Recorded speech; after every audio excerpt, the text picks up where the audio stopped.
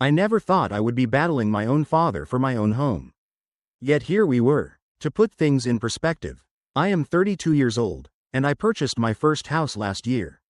It was mine, even though it wasn't a mansion. It was a modest, cozy house with 3 bedrooms situated in a peaceful neighborhood.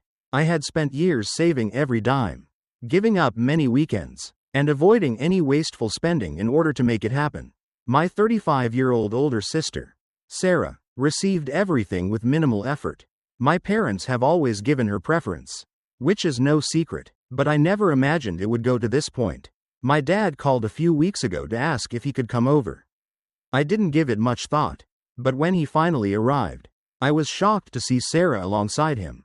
They both had a smug expression on their faces, as if they were planning something. My dad dropped the bombshell when we sat down in my living room and engaged in some small talk. He avoided looking at me as he said, "So, your sister's been going through a tough time lately, and we think you should give her your house." In fact, I laughed aloud. What I was hearing was unbelievable. "What should I do?" I inquired. Attempting to interpret it, Sarah appeared bored as she sat there with her arms folded, as though this had already been agreed upon. "Your sister is more in need of it than you are. You have no children and no relatives. You can't manage this place by yourself." My father went on. "It would be the right thing to do. And she's struggling right now." To be clear, Sarah wasn't having any difficulties. Sarah wasn't experiencing any difficulties at all. She was simply careless. 5 years ago, our parents gave her a lovely 3-bedroom home in a far better neighborhood than mine. However, what did she do? Within a year, she sold it, spent the money recklessly on impulsive purchases and investments, and has been living off our parents ever since. They now wanted me to tidy up her mess once more. "No," I firmly answered. "Definitely not." Sarah scoffed, obviously annoyed, and my dad's cheeks flushed. Sarah snarled, "I knew you'd be selfish about this." "Selfish of me," I fired back. "I used my own funds to purchase this home.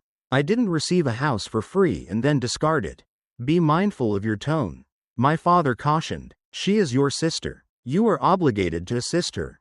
What I was hearing was unbelievable. This has nothing to do with family. They wanted me to give up everything I had fought so hard to achieve after they had allowed Sarah to make mistakes. My dad used his trump card at that point. "Don't expect to see a cent from me when I'm gone if you don't do this," he continued, his voice trailing off. "I will cut you against my will." At that moment, I reached my conclusion. I got up, went to my office, and picked up a packet I had prepared for this kind of situation. I went back into the living room and placed the documents on the table before them. "Go ahead," I answered in a chilly tone. "Stop me, because, guess what? Sarah had already claimed her share of the inheritance." My father blinked. He appeared perplexed. I leaned closer. "The house she sold, the one you gave her? Nothing in your estate was worth as much as that. She has already earned her rightful share. In contrast, I have never received anything from you throughout my life. So feel free to write to me if you want to. But don't knock when you need assistance. I will not be present." There was silence in the room. My dad's face went from red to pale as a ghost. Sarah's mouth tightened. Finally, my dad lost his temper. "After all that we have done for you, how dare you throw that in our faces?" His voice was trembling with rage.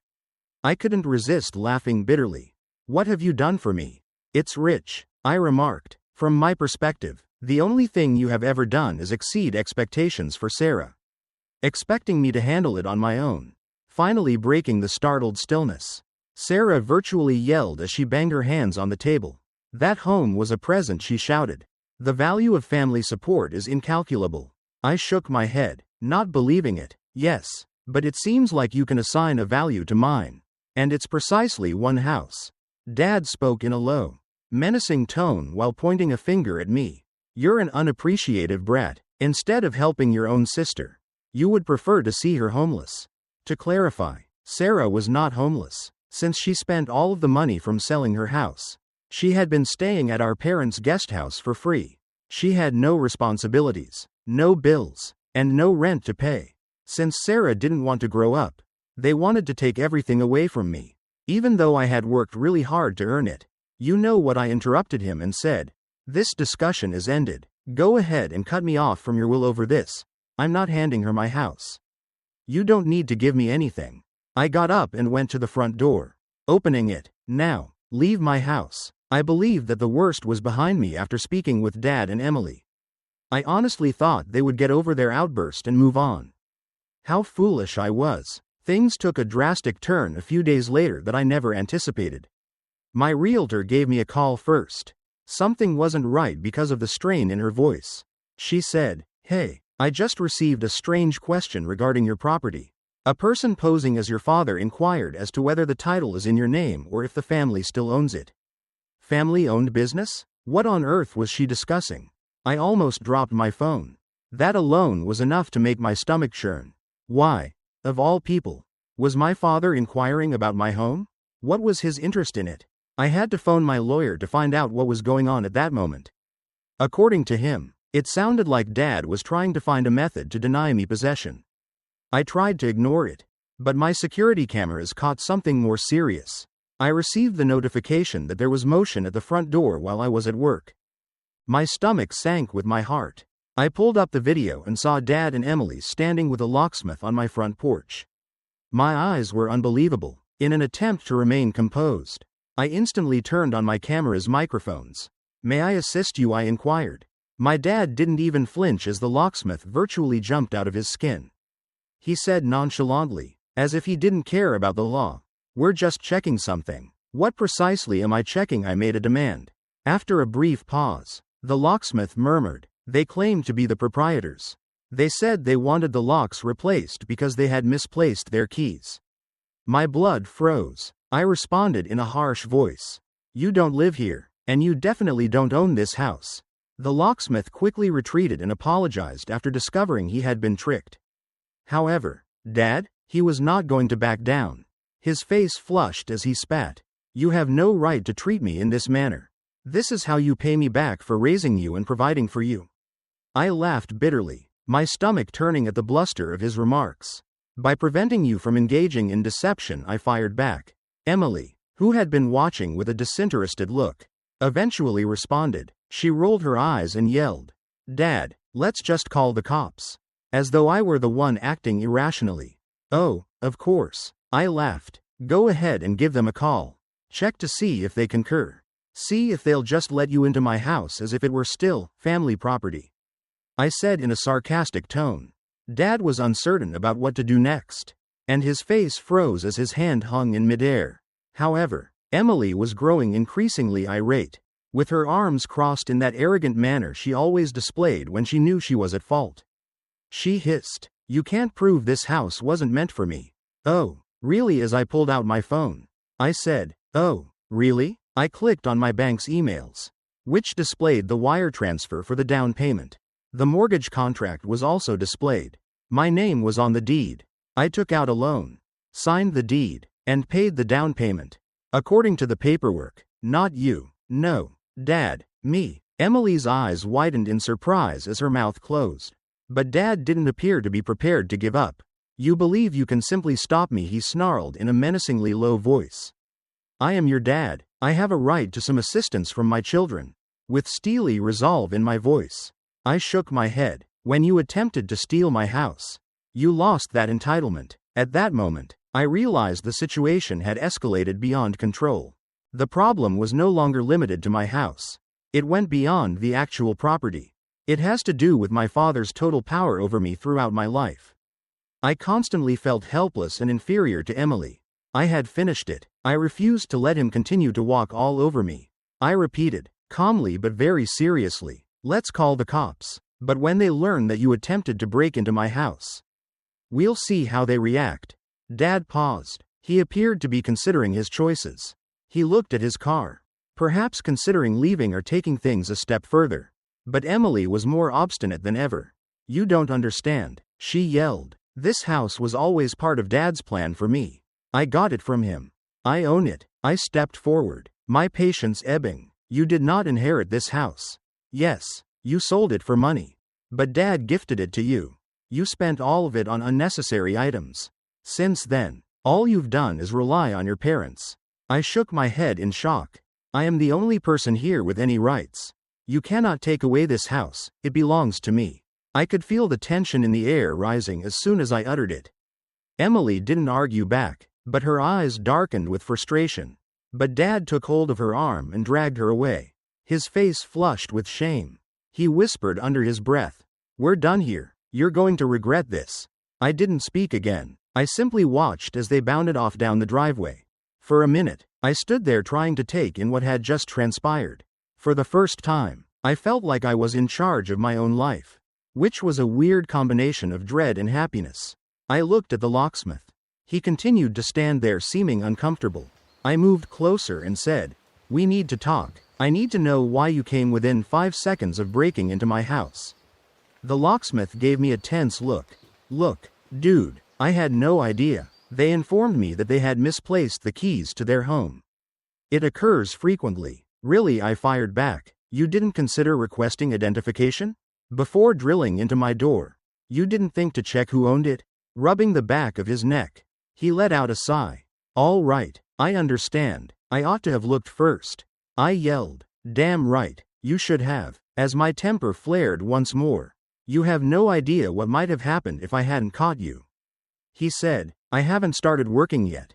"That's not the point," I yelled. "You were going to assist my dad in committing fraud." I apologized, he whispered. I narrowed my eyes and muttered, "Sorry isn't good enough. Give your business card to me." After a moment of hesitation, he reluctantly produced a card and gave it to me. I told him, "Next time, I won't be calling customer service if you even consider helping someone break into my house. I'll dial the police." He obviously wanted to get as far away from me as possible. So he got into his truck and sped away. After a moment of standing there, still taking it all in, I went inside. However, this was not the end. Not at all. I had some phone calls to make. And until I made sure my father and Emily understood just how far I was prepared to go in order to defend what was rightfully mine, I wasn't going to stop. The days that followed were hectic. I had a persistent sensation that something would happen again. I could tell this wasn't a one-time event by the way Dad had responded. So certain of his right and so determined to obtain what he wanted. No, this was a component of a larger whole. It was a pattern that had been established years before and was just now coming apart.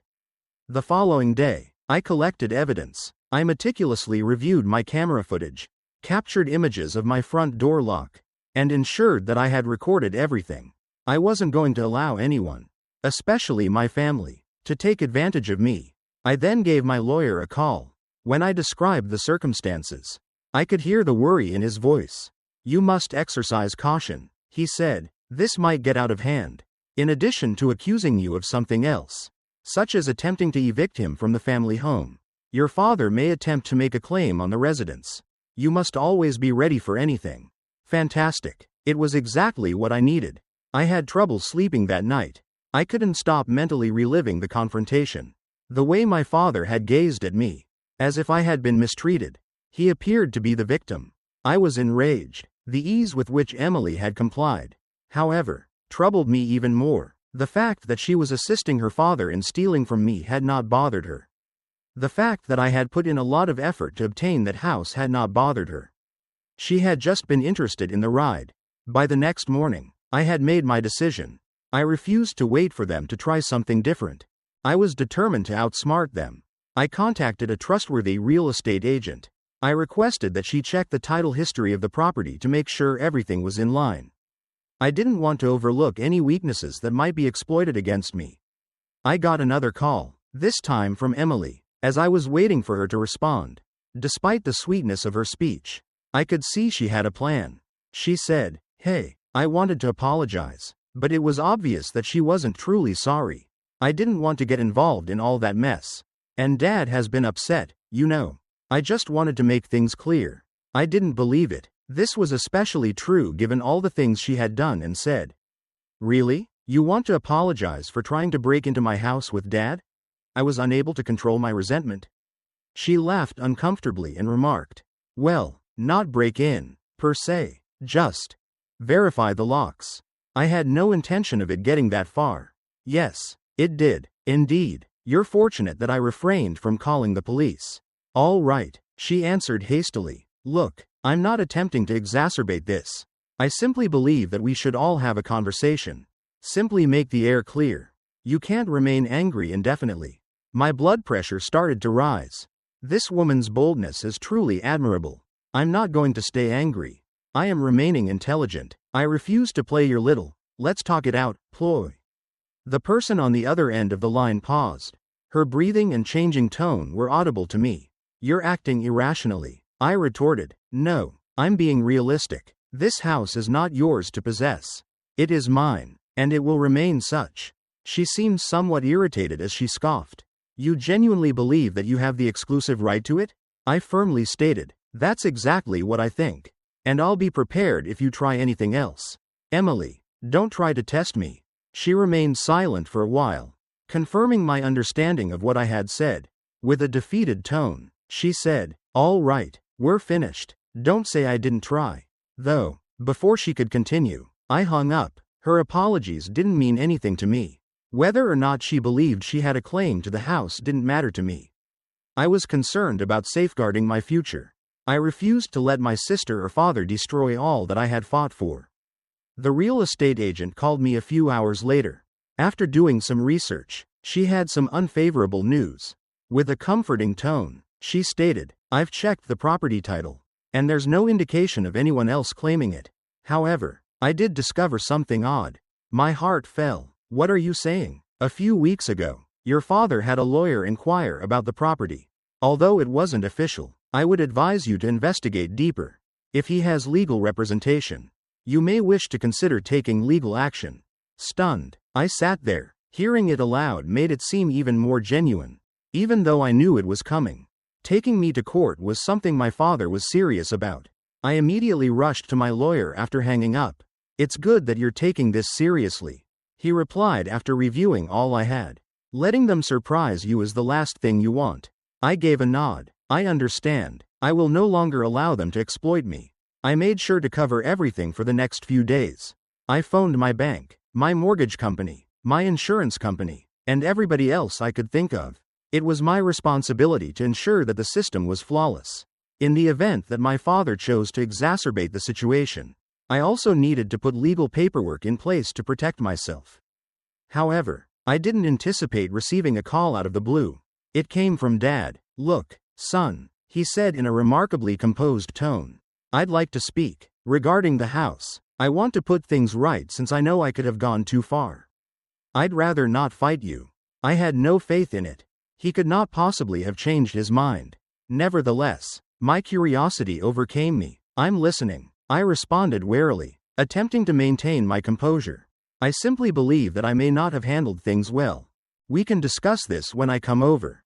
I'm not requesting anything. With an almost imploring tone, he said, I just want to talk. I was wise enough not to believe him. However, I still concurred. I realized it was time to confront him directly because of the underlying rage. And I wasn't going to back down this time. When I entered the cafe where we had made plans to meet this time, I looked around the space. For something so important to be about to occur in such a mundane setting, everything appeared almost too routine. Dad was sitting in a peaceful spot, unlike the last few times we had met for tense family sessions. He seemed to be waiting for something because he was quieter today. I took a seat across from him and remained silent. Every minute felt like it extended the years of separation between us as the atmosphere grew thicker. Dad continued to stare at me, but his expression had softened. He appeared exhausted, as though he had already experienced too much. It felt like a different universe when I woke up. I was exhausted, both physically and psychologically, from the events of the previous few weeks.